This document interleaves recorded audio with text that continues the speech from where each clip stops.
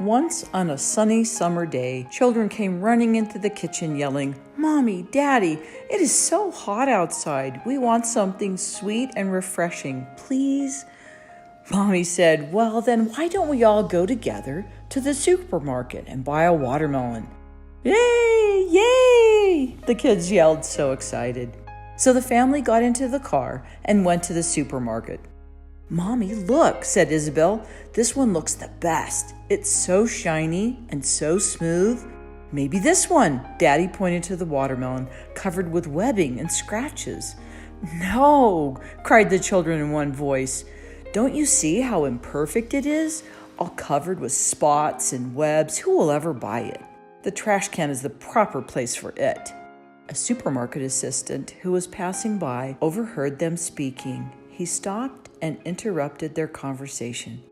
"What a pity," he said. "Those watermelons that you want to throw in the garbage, they are the most sweet and delicious ones yet.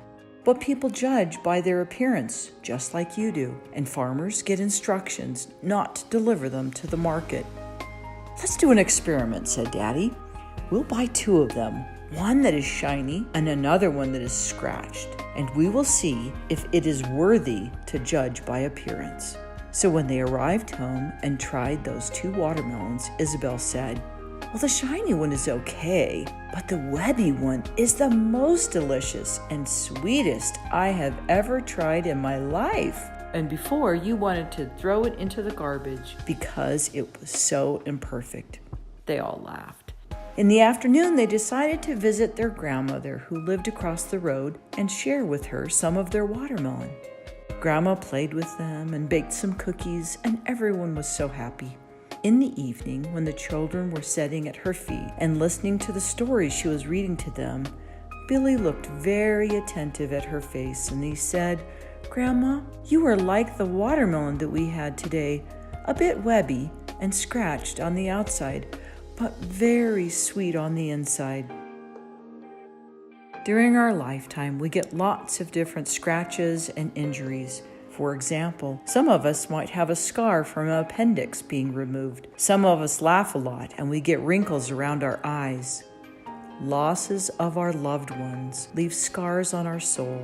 All kinds of relations and emotions we have had leave dots and lines on us. So it brings some imperfections into our appearance, but it also makes us wiser and sweeter on the inside.